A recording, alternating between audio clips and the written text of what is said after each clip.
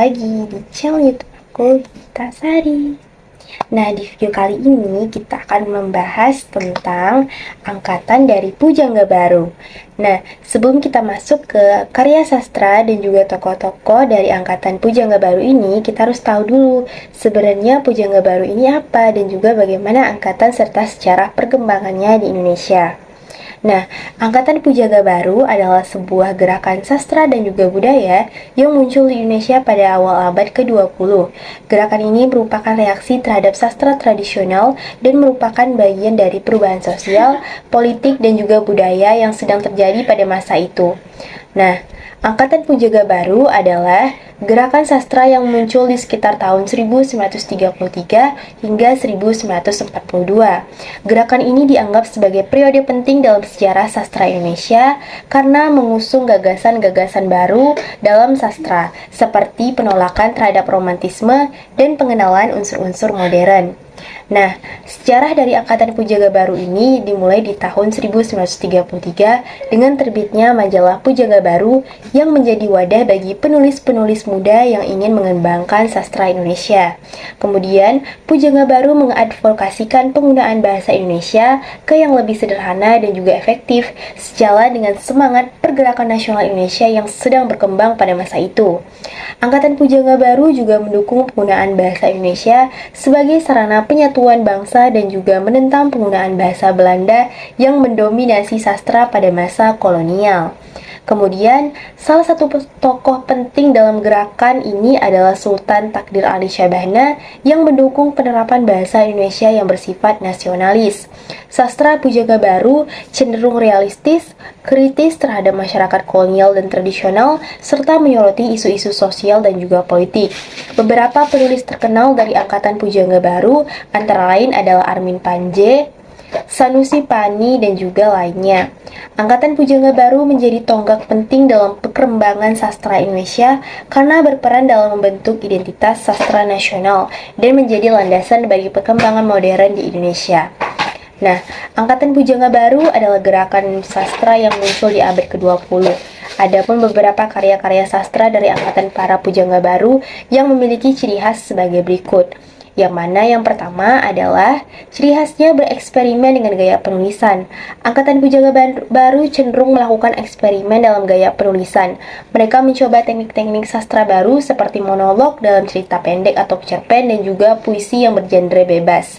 Kemudian adanya modernisme, yang mana Angkatan Pujangga Baru mengadopsi pemikiran modernisme dalam karya-karya mereka. Mereka mengejar inovasi dan juga pembaruan dalam sastra, serta mencoba menghindari konvensi sastra tradisional. Kemudian adanya kritis terhadap tradisi. Nah, salah satu ciri dari para Pujangga Baru seringkali kritis terhadap norma-norma serta sastra tradisional dan mengusung gagasan-gagasan yang lebih progresif dan radikal dalam karya-karya mereka. Kemudian bertemakan sosial. Banyak karya dari Angkatan Pujangga Baru mengangkat isu-isu sosial dan juga isu politik, seperti ketidakadilan sosial, kebebasan, dan ketidakpuasan terhadap situasi politik pada masa tersebut. Kemudian ciri selanjutnya adalah universalisme. Nah, para Angkatan Pujangga Baru cenderung mengeksplorasikan tema-tema universal yang dapat diterima oleh pembaca dari berbagai latar belakang budaya. Kemudian ciri selanjutnya yaitu bahasa Indonesia yang kreatif. Angkatan Pujangga Baru berusaha mengembangkan bahasa Indonesia dengan lebih kreatif, menciptakan kata-kata baru dan mencoba gaya bahasa yang lebih eksperimental. Kemudian ada intelektualisme, yang mana Angkatan Pujangga Baru seringkali dihubungkan dengan intelektualisme, dengan banyak anggota gerakan ini yang memiliki latar belakang pendidikan yang sangat kuat. Karya-karya sastra dari Angkatan Pujangga Baru mencerminkan semangat modernisasi dan perubahan budaya yang sedang terjadi di Indonesia pada awal abad ke-20. Mereka menjadi pelopor dalam pengembangan sastra Indonesia modern. Angkatan Pujangga Baru memiliki tokoh sastra dan juga sastrawan yang berpengaruh dalam perkembangan sastra Indonesia pada masa tersebut.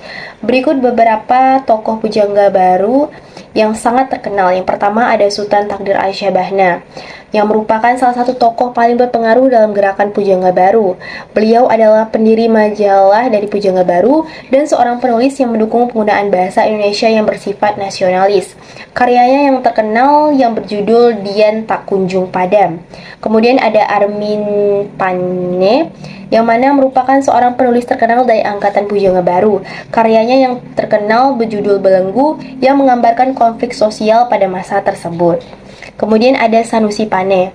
Sanusi Pane adalah seorang penulis dan juga jurnalis yang aktif dalam gerakan Pujangga Baru. Karyanya yang dikenal adalah novel Salah Asuhan yang mengangkat tema perbedaan budaya dalam hubungan percintaan. Kemudian ada Amir Hamzah. Amir Hamzah adalah penyair terkenal dan juga terlibat dalam gerakan Pujangga Baru. Salah satu puisinya yang terkenal adalah Nyanyian Malam. Nah, kemudian ada Muhammad Yamin. Muhammad Yamin adalah seorang sastrawan dan juga politikus yang aktif dalam gerakan nasionalis. Ia juga berperan dalam gerakan Pujangga Baru dan juga penulis puisi serta esai. Kemudian ada Es Rukiah. Es Rukiah adalah penulis perempuan yang turut berkontribusi dalam gerakan Pujangga Baru. Karyanya yang terkenal adalah novel dengan judul Ketika Cinta Berbuah Surga. Nah, itu adalah beberapa tokoh yang sangat berpengaruh dan juga terlibat dalam gerakan Pujangga Baru.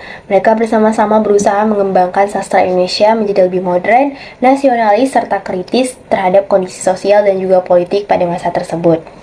Dalam angkatan Pujangga Baru terdapat beberapa karya sastra yang sangat berkesan dan juga berpengaruh dalam sastra Indonesia. Nah, beberapa di antaranya seperti Belenggu, Salah Asuhan, kemudian ada Dian Tak Kunjung Padam, Nyanyian Malam, serta Ketika Cinta Berbuah Surga, Habis Gelap Terbitlah Terang. Nah, karya-karya ini mencerminkan semangat dan juga ide-ide yang diusung oleh angkatan dari Pujangga Baru, yakni penggunaan bahasa Indonesia yang nasionalis, kritik sosial yang tajam, dan eksplorasi tema-tema yang relevan dengan masalah-masalah pada zaman mereka. Semua karya ini telah memberikan kontribusi yang sangat signifikan terhadap perkembangan sastra di Indonesia dan juga sastra modern. Nah, pada video kali ini kita menggunakan penganalisisan pada sebuah novel yang berjudul Belenggu, karya dari Armin Pane. Menggunakan pendekatan strukturalisme sastra, kita akan memperhatikan unsur-unsur struktural dalam karya tersebut, seperti narasi, karakter, tema, dan juga simbol. Nah, mari kita bahas satu persatu. Yang pertama adalah narasi. Pada analisis narasi, kita melibatkan pemahaman tentang cara Armin Pane menceritakan cerita dalam novel tersebut. Narasinya menggunakan orang ketiga atau peralihan dari sudut pandang dan juga alur yang dikembangkan. Kemudian karakter. Pada identifikasi karakter utama dan pendukung dalam novel, serta menganalisis perkembangan karakter mereka di sepanjang cerita. Kemudian ada tema. Identifikasi tema-tema yang muncul di dalam novel, seperti tema yang sulit, budaya, dan juga sosial yang kita temukan di novel Belenggu. Nah, kemudian ada simbol. Simbol-simbol di dalam novel Belenggu ini bisa termasuk objek, gambar, dan kata-kata yang memiliki makna dan juga dalam konteks tertentu. Nah, adapun alur juga plot yang telah disusun sedemikian rupa, kemudian gaya bahasa yang bisa dimengerti oleh masyarakat luas, dan juga konflik baik konflik internal maupun konflik eksternal. Nah, dengan menganalisis novel Belenggu, maka kita sudah mengetahui bahwa pada masa angkatan Pujangga Baru, banyak novel-novel dan juga karya sastra yang sangat berkaitan dengan nasionalisme dan juga bagaimana semangat serta sosial dan juga kehidupan berbudaya pada masa tersebut. Nah, semoga teman-teman bisa mencari contoh-contoh karya sastra lain dan bisa menganalisis serta mengidentifikasikannya lewat dari kajian-kajian teori seperti kajian teori feminisme, strukturalisme, dan juga kajian-kajian teori lainnya. Terima kasih sudah menonton dan sampai jumpa di video selanjutnya.